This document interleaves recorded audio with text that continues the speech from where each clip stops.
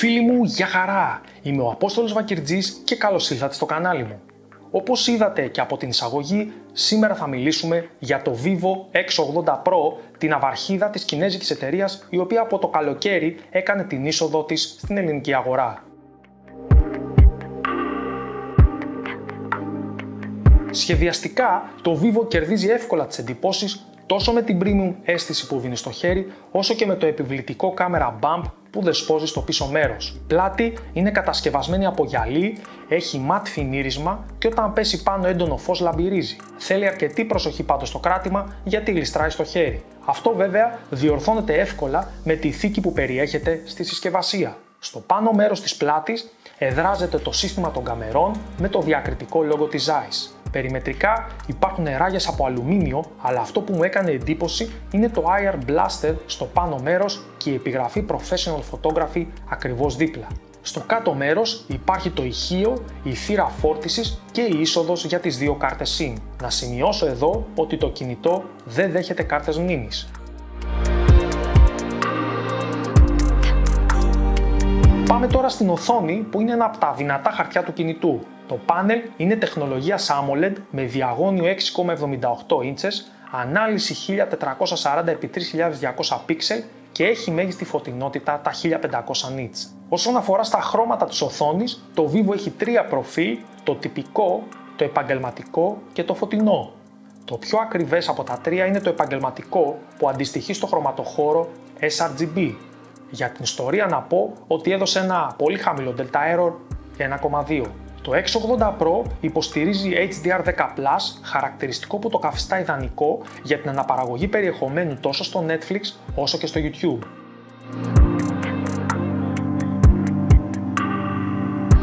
Όσον αφορά στο ρυθμό ανανέωσης της οθόνης, το Vivo έχει τρεις επιλογές. Την έξυπνη επιλογή, τα 60Hz και τα 120Hz. Η έξυπνη επιλογή ανεβάζει το refresh rate έως τα 120Hz όσο κάνουμε περιήγηση στο μενού και τις εφαρμογές και πέφτει στα 5Hz όταν το κινητό δεν χρησιμοποιείται. Για να δούμε την ελάχιστη τιμή του 1Hz πρέπει να βάλουμε τη φωτεινότητα της οθόνης στο 100%. Όταν πάμε όμως να δούμε τις φωτογραφίες ή τα βίντεο στα άλμπουμ της κάμερας, εκεί τα Hz δεν ξεπερνούν τα 60.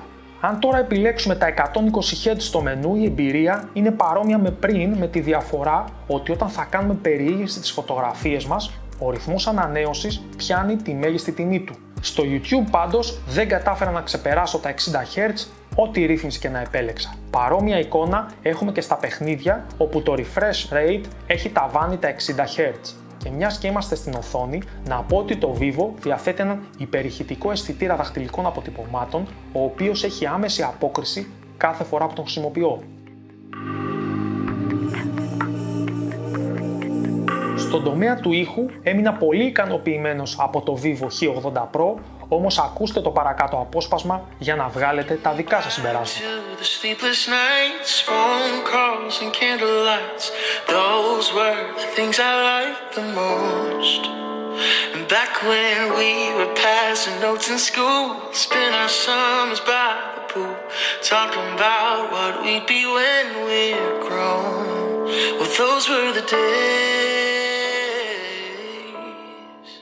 Η χωρητικότητα της μπαταρίας ανέρχεται στα 4.700 mAh και θα σας βγάλει μια μέρα μέτριας χρήσης. Αν όμως είστε heavy user, τότε θα χρειαστεί να φορτίσετε ξανά πριν το τέλος της ημέρας. Στη συσκευασία περιλαμβάνεται ο φορτιστής των 80W, ο οποίος υποστηρίζει τη γρήγορη φόρτιση με την επωνυμία Flash Charge. Από το 0 στο 100 η φόρτιση θα σας πάρει 38 λεπτά. Το κινητό προσφέρει επίσης ασύρματη φόρτιση των 50W, αλλά απαιτεί το wireless pad της ίδιας της εταιρείας.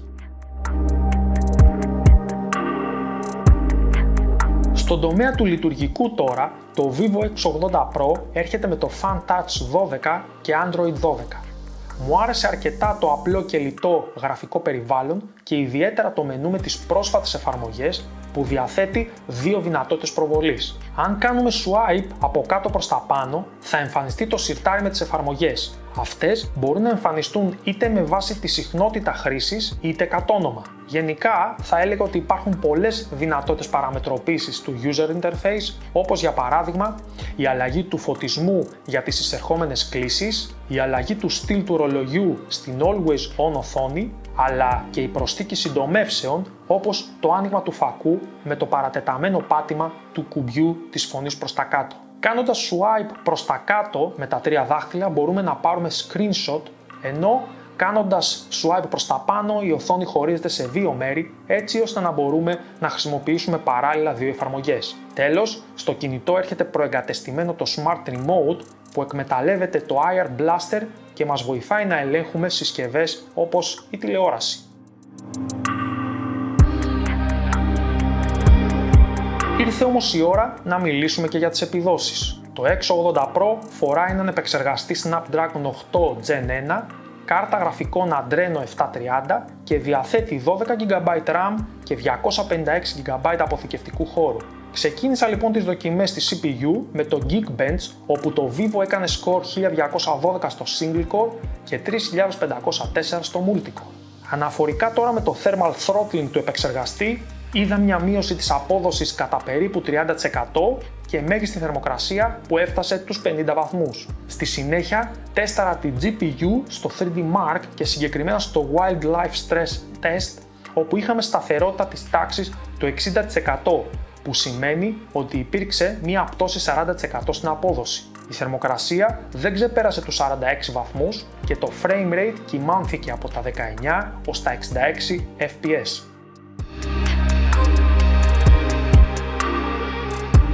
Ο λόγος πάντως που επέλεξα αυτό το κινητό σαν προσωπική μου συσκευή είναι φυσικά το τετραπλό σύστημα της κάμερας που έχει φτιαχτεί σε συνεργασία με το γερμανικό κολοσσό οπτικών συστημάτων που ακούει στο όνομα Zeiss. Ξεκινώντας από την Ultra Wide, αυτή διαθέτει αισθητήρα 48 MP Sony IMX598 με μέγεθος 1:2 της ίντσας, εστιακό μήκος στα 14 χιλιοστά και διάφραγμα f2.2. Οι υπερευρυγόνιες λήψεις με φως ημέρας είναι αρκετά λεπτομερείς με ζωηρά χρώματα και έντονο κοντράστ. Σε χαμηλές φωτιστικές συνθήκες η ποιότητα της εικόνας μειώνεται αρκετά, ειδικά στα shadows όπου ο θόρυβος εκτοξεύεται. Μην ανησυχείτε όμως, διότι η κατάσταση βελτιώνεται πολύ όταν τραβάμε με το Night Mode.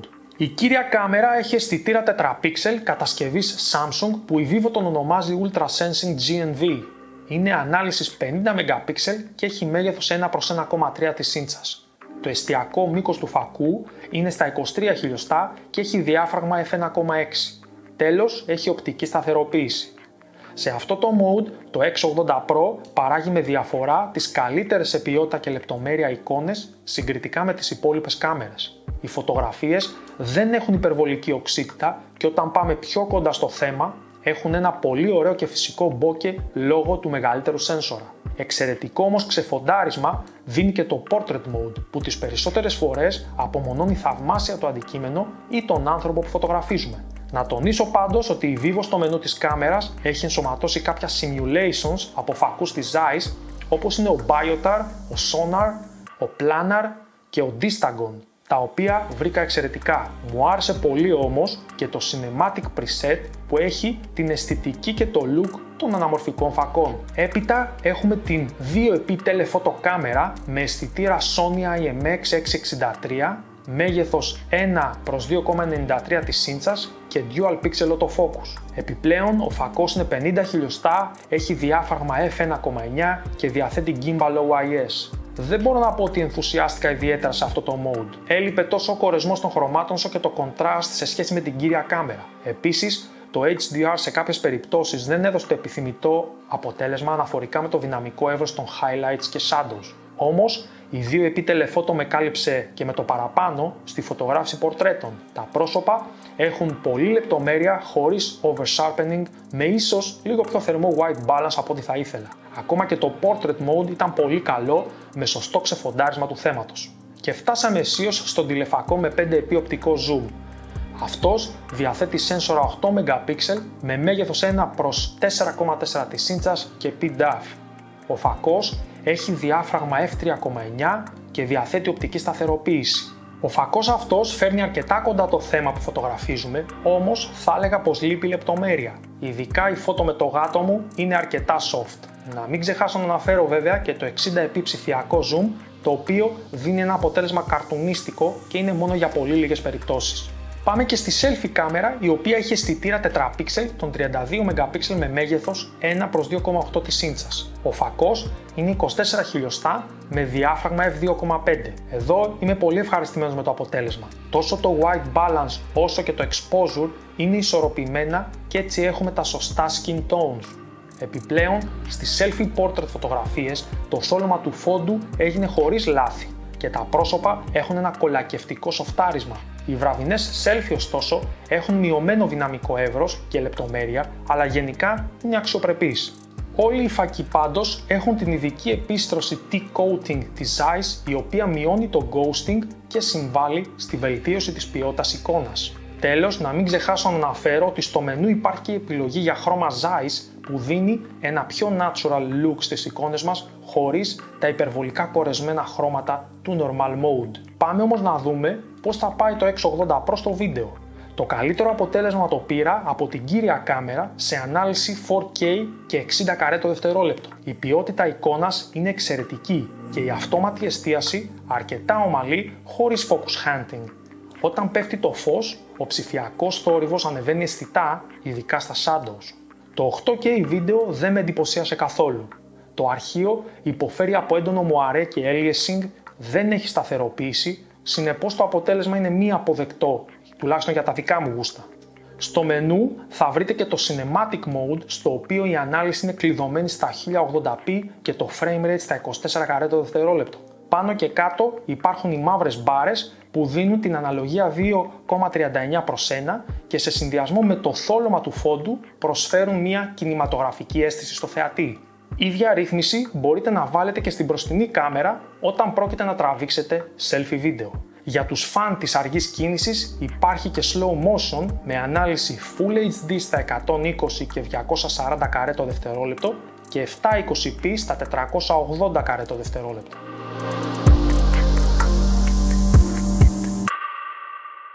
Ωραία όλα αυτά θα μου πείτε, αλλά πόσο κοστίζει το κινητό της Vivo? Θα το βρείτε διαθέσιμο στα 999 ευρώ, τιμή πολύ ανταγωνιστική αν αναλογιστούμε και τις υπόλοιπες ναυαρχίδες της αγοράς. Πάμε όμως και στο διατάφτα.